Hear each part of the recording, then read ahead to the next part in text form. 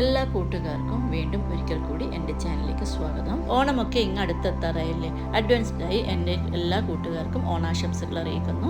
അതുപോലെ തന്നെ ഇന്ന് ഞാനിവിടെ ചെയ്ത് കാണിക്കുന്ന റെസിപ്പി ഓണസദ്യയിൽ ഒഴിച്ചു കൂടാൻ പറ്റാത്ത അവിയലിൻ്റെ റെസിപ്പിയാണ്. ഓണസദ്യയിൽ മാത്രമല്ല, ഏതൊരു ടൈം സദ്യ ഉണ്ടാക്കുന്ന സമയത്തും, വിഷുവിനായാലോ കല്യാണത്തിനായാലോ ഏതൊരു പരിപാടിക്കും സദ്യ ഉണ്ടാക്കുന്ന സമയത്ത് അവിയൽ ഒരിക്കലും ഒഴിച്ചു കൂടാൻ പറ്റാത്ത ഒരു വിഭവമാണ്. ഒരുവിധം എല്ലാ പച്ചക്കറികളും ഇതിൽ ചേർത്ത് കൊടുക്കാറുണ്ട്.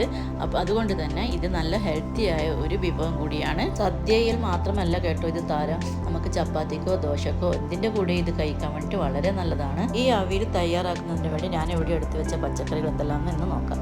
അതായത് ഉരുളക്കിഴങ്ങ് എടുത്തിട്ടുണ്ട്, അതുപോലെ തന്നെ ക്യാരറ്റ്, ചേന, വെള്ളരിക്ക, മുരിങ്ങക്കായ്, പിന്നെ പയർ ഞാൻ അച്ചിങ്ങപ്പയർ വാങ്ങാൻ, അതായത് നമ്മൾ കോട്ടപ്പയറുണ്ടല്ലോ അത് വാങ്ങാൻ വിട്ടുപോയിരുന്നു. അതുകൊണ്ട് തന്നെ അതിന് പകരം കൊത്തവരിയും ബീൻസ് ഞാൻ എടുത്തിട്ടുണ്ട്.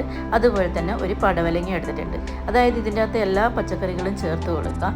അത് പിന്നെ ഇന്ന പച്ചക്കറികളൊന്നും നിർബന്ധമൊന്നുമില്ല, ഏത് പച്ചക്കറി വേണമെങ്കിലും ഇത് ചേർത്ത് കൊടുക്കാം. ഞാൻ ഇതിൻ്റെ അകത്തേക്ക് ഏകദേശം ഒരു 9 പച്ചമുളകും ചേർത്ത് കൊടുക്കുന്നുണ്ട്. അവിയലിൻ്റെ പച്ചക്കറി അരിയാൻ എല്ലാവർക്കും അറിയാലോ. അതായത് കുറച്ച് നീളത്തിൽ നമ്മൾ വീതി കുറച്ചിട്ടാണ് എല്ലാ പച്ചക്കറിയും കട്ട് ചെയ്തെടുക്കേണ്ടത്. അതായത് നമ്മളെടുത്ത പച്ചക്കറികളെല്ലാം ഒരേ അളവ് തന്നെ മുറിച്ചെടുത്ത് കഴിഞ്ഞാൽ നമുക്ക് പെട്ടെന്ന് എല്ലാത്തിനും ഒരേ വേവായിരിക്കും. ഒന്ന് വലുതൊന്ന് ചെറുതാക്കി എടുത്തു കഴിഞ്ഞാൽ വേവ് വ്യത്യസ്തപ്പെട്ടു പോകും. അതുകൊണ്ട് എല്ലാം ഒരുപോലെ തന്നെ കട്ട് ചെയ്തെടുക്കാൻ നോക്കണം. ഇവിടെ ഞാൻ ഒരു വെള്ളരിക്കയുടെ ഭാഗം വെള്ളരിക്കയാണ് എടുത്തിട്ടുള്ളത്. അതുപോലെ ഒരു 100 ഗ്രാമോളം ചേന എടുത്തിട്ടുണ്ട്. അതുപോലെ തന്നെ 100 ഗ്രാമോളം പച്ചക്കായ്, ഒരു ക്യാരറ്റ് ഞാൻ കുറച്ച് കൂടുതൽ എടുത്തിട്ടുണ്ട്. അതായത് ഇവിടെ എല്ലാവർക്കും ക്യാരറ്റ് ഭയങ്കര ഇഷ്ടമായതുകൊണ്ട് ക്യാരറ്റ് ഒരു 2 ക്യാരറ്റ് തന്നെ ഞാൻ ഇവിടെ മുഴുവനായിട്ട് എടുത്തിട്ടുണ്ട്. അതുപോലെ തന്നെ കൊത്തവര, ബീൻസ്, മുരിങ്ങക്കായ് എല്ലാം ഞാൻ എടുത്തിട്ടുണ്ട്. എല്ലാം മുരിങ്ങക്കായ് നടുവിലിട്ടൊന്ന് ചീന്തി കൊടുത്ത്, കുറച്ച് മൂത്ത മുരിങ്ങക്കായ് ആയതുകൊണ്ട് തന്നെ ഒന്ന് നടുവിലിട്ട് ചീകി ഇട്ട് കൊടുത്തിട്ടുണ്ട്. എല്ലാ പച്ചക്കറിയും അടിക്കട്ടിയുള്ള ഒരു ചീനച്ചട്ടിയിലേക്ക് ഞാൻ ഇട്ടെടുത്തു. അപ്പോൾ ഉരുളിച്ചെമ്പുണ്ടെങ്കിൽ ഉരുളിച്ചെമ്പിൽ ഇട്ട് കൊടുക്കുക. അടികട്ടിയുള്ള നല്ലൊരു പാനിലേക്ക് ഇട്ട് കൊടുക്കുക. പച്ചക്കറിയുടെ കൂട്ടത്തിൽ തന്നെ ഒരു 5 പച്ചമുളക് നടുവേ കീറിയിട്ട് ഇട്ട് കൊടുക്കുന്നുണ്ട്. അതായത് പിന്നെ പച്ചമുളകിൻ്റെ എരിവ് ആ പച്ചക്കറിക്കൊക്കെ പിടിച്ചിട്ടാണ് ഈ സമയത്ത് 5 പച്ചമുളക് ചേർത്ത് കൊടുക്കുന്നത്. അതിൻ്റെ കൂട്ടത്തിൽ തന്നെ 3/4 ടീസ്പൂണോളം മഞ്ഞൾപ്പൊടിയും 1 ടീസ്പൂണോളം പിന്നെ ഉപ്പും കൂടി ചേർത്ത് കൊടുക്കുന്നുണ്ട്. ഉപ്പ് നമുക്ക് പിന്നെ വേണ്ടിക്കിൽ ചേർത്ത് കൊടുക്കുക. അതുകൊണ്ടാണ് ഇപ്പോൾ 1 ടീസ്പൂൺ മാത്രം ചേർത്ത് കൊടുത്തിട്ടുണ്ട്. ഇനി ഈ പച്ചക്കറി വേവാനുള്ള വെള്ളം ഒഴിച്ച് കൊടുക്കണം. 1.5 കപ്പോളം വെള്ളം ഞാൻ ഇവിടെ ഒഴിച്ച് കൊടുക്കുന്നുണ്ട്. ഇപ്പോൾ 1 കപ്പ് വെള്ളം ഒഴിച്ച് കൊടുത്തിട്ടുണ്ട്. ആ 1 കപ്പ് വെള്ളം ഒഴിച്ചിട്ട് നല്ലതുപോലെ ഒന്ന് മിക്സ് ചെയ്ത് കൊടുക്കണം. അപ്പോൾ നമുക്ക് മനസ്സിലാവും വെള്ളം ഇനിയും ആവശ്യമുണ്ട്, ഈ പച്ചക്കറി വേവാൻ വേണ്ടിയിട്ട് ആവശ്യമുണ്ടെന്നുള്ളത്. അപ്പോൾ അതിന് ശേഷം 1/2 കപ്പ് കൂടി ഞാൻ ഇതിനകത്ത് പിന്നെയും ചേർത്ത് കൊടുക്കും. അങ്ങനെ ഏകദേശം 1.5 കപ്പോളം വെള്ളം ഞാൻ ഇതിനകത്തേക്ക് ഒഴിച്ച് കൊടുത്തിട്ടുണ്ട്. വെള്ളം ഒഴിച്ചതിന് ശേഷം നല്ലതുപോലെ മിക്സ് ചെയ്ത് കൊടുക്കുക. ഒന്നിക്കൽ കൈ വെച്ചിട്ടെല്ലാം നല്ലതുപോലെ മിക്സ് ചെയ്ത് കൊടുക്കുക. അല്ലെങ്കിൽ ഇതുപോലെ ഒരു സ്പൂൺ വെച്ച് പച്ചക്കറി മുഴുവനായിട്ട് മഞ്ഞളും ഉപ്പൊക്കെ എല്ലാ ഭാഗത്തും ആവുന്ന വിധത്തിൽ എല്ലാം ഒന്ന് പെരക്കിയിട്ട് കൊടുക്കണം. അതിനുശേഷം നമുക്ക് അടുപ്പിലേക്ക് മാറ്റാം. ഇത് വേവുന്നതിന് വേണ്ടിയിട്ട് അടുപ്പിലേക്ക് മാറ്റാം. ഇത് എല്ലാം മിക്സ് ചെയ്ത ശേഷം ഇനി ഇത് നമ്മൾ ഇളക്കി കൊടുക്കാൻ പാടില്ല.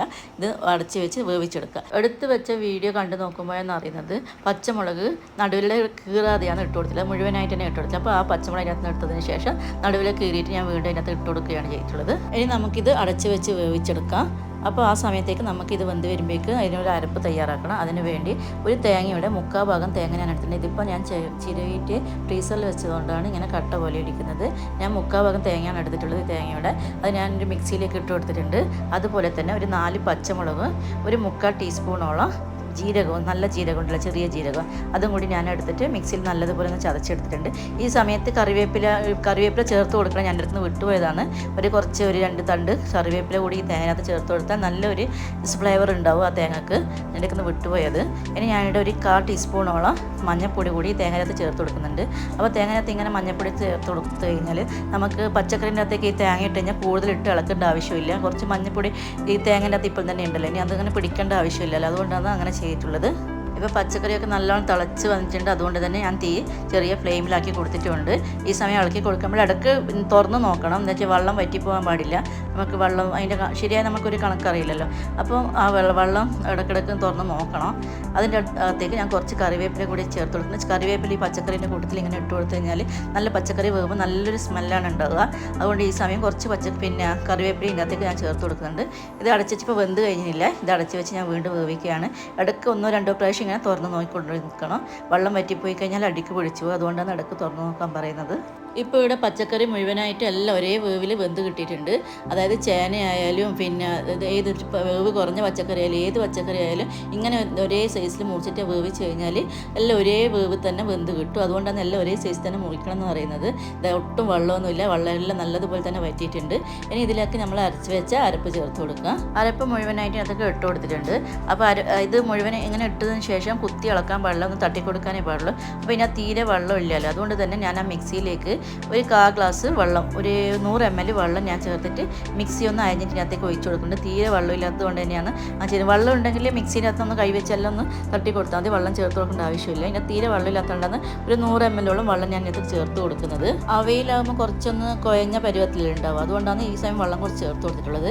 ഇനി ഇത് തേങ്ങേൻ്റെ ഒന്ന് എല്ലാം മുഴുവനായിട്ട് മിക്സ് ചെയ്ത് കൊടുത്തതിന് ശേഷം നമുക്കിതൊന്ന് അടച്ച് വെച്ച് കുറച്ച് നേരം ആവി വരാൻ വേണ്ടി വെയിറ്റ് ചെയ്യാം. എല്ലാം ഒന്ന് കൂട്ടി യോജിപ്പിച്ചതിന് ശേഷം ഇതിൻ്റെ അകത്തേക്ക് കുറച്ച് കൂടി കറിവേപ്പില ഞാൻ ചേർത്ത് കൊടുക്കുന്നുണ്ട്. കറിവേപ്പില കൂടുതൽ ചേർത്തതുകൊണ്ട് ഫ്ലേവർ ഒന്ന് കൂടുകയും ചെയ്യും. അതുകൊണ്ട് കയ്യിലുണ്ടെങ്കിൽ കറിവേപ്പില നല്ലതുപോലെ തന്നെ ഇട്ട് കൊടുക്കുക. അതായത് നമ്മൾ കഴിക്കുന്ന സമയത്ത് ഈ കറിവേപ്പില എടുത്ത് വെക്കാനുണ്ടാവില്ല, പച്ചക്കറീൻ്റെ കൂടെ തന്നെ അത് കഴിച്ചുകൊണ്ടിരിക്കുക. അതുകൊണ്ട് പിന്നെ കറിവേപ്പില കയ്യിൽ നിന്ന് നല്ലതുപോലെ തന്നെ ചേർത്ത് കൊടുക്കുക. ഇനി ഇത് നമുക്കൊന്ന് അടച്ച് വെച്ച് ഒന്ന് ആവി കയറുന്നത് വരെ വേവിച്ചെടുക്കുക. അതായത് തേങ്ങ ഇട്ട് കൊടുത്തതല്ല, തേങ്ങനകത്ത് നല്ലതുപോലെ തന്നെ ഒന്ന് ആവി, തീ നല്ല ഫ്ലെയിമിൽ വെക്കുന്നില്ല, ചെറിയ ഫ്ലെയിമിൽ തന്നെയാണ് വെക്കുന്നത്. ഇനി ഇതിൻ്റെ അകത്തേക്ക് കുറച്ച് തൈര് ചേർത്ത് കൊടുക്കണം. അപ്പോൾ തൈര് ചേർത്ത് കൊടുക്കാതെ മാങ്ങ അങ്ങനെ എന്തെങ്കിലും ചേർത്ത് കൊടുത്തിട്ടാണ് ഉണ്ടാക്കുന്നതെങ്കിൽ പിന്നെ ഫസ്റ്റിൽ നമ്മൾ പച്ചക്കറി വേവിക്കുന്ന സമയത്ത് തന്നെ മാങ്ങ ചേർത്ത് കൊടുക്കണം. പിന്നെ ചിലവർ പുളി ചേർത്ത് വെക്കും. അപ്പോൾ പുളിയും ചേർത്ത് പച്ചക്കറി മുക്കാഭാഗം വെന്ത് കഴിഞ്ഞാൽ ആ പുളി ഒഴിച്ച് കൊടുക്കണം. പക്ഷെ ഞാൻ തൈര് ഒഴിച്ചിട്ടാണ് ഇവിടെ ഉണ്ടാക്കുന്നത്. ഇത് പുളിയില്ലാത്ത തൈരാണ്, അതുകൊണ്ട് തന്നെ കുറച്ച് കൂടുതൽ ഞാൻ എടുക്കുന്നുണ്ട്. ഏകദേശം 4-5 ടേബിൾ സ്പൂണോളം ഞാൻ പിന്നെ തൈര് എടുത്തിട്ടുണ്ട്. തൈര് നല്ലതുപോലെ അതിൻ്റെ കട്ടയൊക്കെ ഉടച്ചൊന്ന് എടുക്കുന്നുണ്ട്. അങ്ങനെയാണ് ചേർത്ത് കൊടുക്കുന്നത്. കട്ടയോടെ ചേർത്ത് കൊടുക്കാൻ പാടില്ല. കട്ടയോടെ ചേർത്ത് കൊടുത്തു കഴിഞ്ഞാൽ നമുക്ക് പച്ചക്കറിൻ്റെ അകത്ത് ഇത് ഒഴിച്ചതിന് ശേഷം വീണ്ടും നല്ലതുപോലെ ഇളക്കി കൊടുക്കേണ്ടി വരും. അതുകൊണ്ട് ആദ്യം തന്നെ കട്ടയൊക്കെ ഉടച്ചതിന് ശേഷം ചേർത്ത് കൊടുക്കുക. ഇതിപ്പോൾ തേങ്ങനകത്തേക്ക് നല്ലതുപോലെ ആവിയൊക്കെ വന്നിട്ടുണ്ട് തേങ്ങ ഇട്ടതിന് ശേഷം. ഇനി ഇതിലേക്ക് നമുക്ക് തൈര് ഒഴിച്ച് കൊടുക്കുക. തൈര് മുഴുവനായിട്ട് ഇതിനകത്തേക്ക് ചേർത്ത് കൊടുത്തിട്ടുണ്ട്. ഇനി നല്ലതുപോലെ ഇതൊന്ന് മിക്സ് ചെയ്ത് കൊടുക്കുക. ചെറിയ തീയിലാണ് ഇപ്പോൾ ഉള്ളത്. ഒന്ന് ഈ തൈര് ഒന്ന് ചൂടായി കിട്ടിയാൽ മതി, തിളക്കൊന്നും വേണ്ട. തൈരൊന്ന് ചൂടായി കിട്ടിയാൽ മതി. അതുവരെ ഒന്ന് നമുക്ക് ഇതുപോലെ ചെറുങ്ങനെ ഒന്ന് മിക്സ് ചെയ്ത് കൊടുക്കുക. ഇപ്പോൾ മുഴുവനായിട്ട് ഞാൻ ഈ തൈര് ഇതിനകത്തേക്ക് പച്ചക്കറിനകത്തേക്ക് മിക്സ് ചെയ്ത് കൊടുത്തിട്ടുണ്ട്. ഇനി ഇത് ചെറിയൊരു ഫ്ലെയിമിൽ ഇങ്ങനെ വെക്കുക, ഒന്ന് ആവി കയറട്ടെ. അവിയലിൻ്റെ നല്ലൊരു റെസിപ്പിയാണിത്. ഈ റെസിപ്പി നിങ്ങൾക്ക് ഇഷ്ടപ്പെട്ടിട്ടുണ്ടെങ്കിൽ എന്തായാലും ഈ ഒരു ഓണസദ്യക്ക് നിങ്ങൾ തയ്യാറാക്കി നോക്കണം. അതുപോലെ തന്നെ എൻ്റെ വീഡിയോ ആദ്യമായി കാണുന്ന കൂട്ടുകാരാണെങ്കിൽ ഒന്ന് സബ്സ്ക്രൈബ് ചെയ്യാനും അതുപോലെ തന്നെ ലൈക്ക് ചെയ്യാനും കമൻറ്റ് ചെയ്യാനും മറക്കരുത്. ഇനി ഇതിനകത്തേക്ക് ചേർത്ത് കൊടുക്കാൻ പോകുന്നത് വെളിച്ചെണ്ണയാണ്. അത് ചൂടാക്കാതെ നമ്മൾ പച്ച വെളിച്ചെണ്ണ ഉണ്ടാവുമല്ലോ, ആ വെളിച്ചെണ്ണ ഞാൻ ചേർത്ത് കൊടുക്കുന്നത്. ഏകദേശം ഒരു 3 ടേബിൾ സ്പൂണോടെ വെളിച്ചെണ്ണ ഞാൻ ചേർത്ത് കൊടുക്കുന്നുണ്ട്. ആ വെളിച്ചെണ്ണ ചേർത്തതിന് ശേഷം അതും ഒന്നുകൂടി നല്ലതുപോലെ ഒന്ന് മിക്സ് ചെയ്ത് കൊടുക്കുക. അപ്പോൾ ഈ മിക്സ് ചെയ്യുമ്പോൾ അങ്ങനെ കുഴച്ചെടുക്കാൻ പാടില്ല, ഒന്ന് തട്ടി മിക്സ് ചെയ്യാനേ പാടുള്ളൂ, അല്ലെങ്കിൽ ഫുള്ളായിട്ടൊന്ന് കുഴഞ്ഞു പോകും. അപ്പോൾ അതും കൂടി ഞാൻ മിക്സ് ചെയ്തതിന് ശേഷം തീ ഓഫ് ചെയ്ത് കൊടുക്കുകയെന്ന്. അതായത് ഈ സമയത്തെല്ലാം ഫ്ലെയിം ചെറിയ ഫ്ലെയിമിൽ തന്നെയാണ് വെച്ചിട്ടുള്ളത്, നല്ല ഫ്ലെയിമിൽ വെക്കാനേ പാടില്ല. പിന്നെ അത് തൈരൊക്കെ ഒഴിച്ചതാണല്ലോ. അപ്പോൾ ഈ സമയം നോക്കുമ്പോൾ കുറച്ച് ഉപ്പിൻ്റെ കുറവുണ്ടായിരുന്നു. ഞാൻ ഉപ്പ് കൂടി ചേർത്ത് കൊടുത്തു. നമ്മൾ ഫസ്റ്റ് പച്ചക്കറി വേകുന്ന സമയത്ത് ഉപ്പിട്ട് കൊടുത്തതാണല്ലോ. അപ്പോൾ അതിൻ്റെ ഇടയിൽ നമ്മൾ എല്ലാം സെറ്റ് ചെയ്യുമ്പോൾ ഉപ്പ് നോക്കിയിട്ട് ഉപ്പ് വേണ്ടുന്ന ചേർത്ത് കൊടുക്കും. ഞാനിപ്പോഴാണ് ചേർത്ത് കൊടുത്തിട്ടുള്ളത്. അങ്ങനെ വളരെ ടേസ്റ്റിയും അതുപോലെ തന്നെ ഹെൽത്തിയുമായ സദ്യയിൽ ഒഴിച്ചുകൂടാൻ പറ്റാത്ത അവിയൽ ഇവിടെ റെഡി ആയിട്ടുണ്ട്. ഈ ഒരു വീഡിയോ നിങ്ങൾക്ക് ഉപകാരപ്പെട്ടിട്ടുണ്ടെങ്കിൽ നിങ്ങളുടെ റിലേറ്റീവ്സിനും അതുപോലെ തന്നെ ഫ്രണ്ട്സിനും ഒക്കെ ഒന്ന് ഷെയർ ചെയ്ത് കൊടുക്കുക. ഈ ഒരു വീഡിയോ പുതിയ കൂട്ടുകാരാണ് കാണുന്നതെങ്കിൽ ഒന്ന് സബ് ചെയ്യാൻ അതുപോലെ തന്നെ ലൈക്ക് ചെയ്യാനും ഒരു കമൻറ്റ് ചെയ്യാനും മറക്കരുത്. പഴയ കൂട്ടുകാർ കൂടുതലായിട്ട് എന്നെ ഒന്ന് സപ്പോർട്ട് ചെയ്യണേ. പിന്നെ ഇത് പാത്രത്തിൽ നിന്ന് സെർവിങ് ഡിഷിലേക്ക് മാറ്റുകയാണ്. എൻ്റെ ഈ വീഡിയോ കണ്ട എല്ലാ കൂട്ടുകാർക്കും ഹൃദയം നിറഞ്ഞ ഓണാശംസകൾ നേരുന്നു. അതുപോലെ തന്നെ അടുത്തൊരു റെസിപ്പി കാണുന്നവരെ എല്ലാവർക്കും നന്ദി, നമസ്കാരം.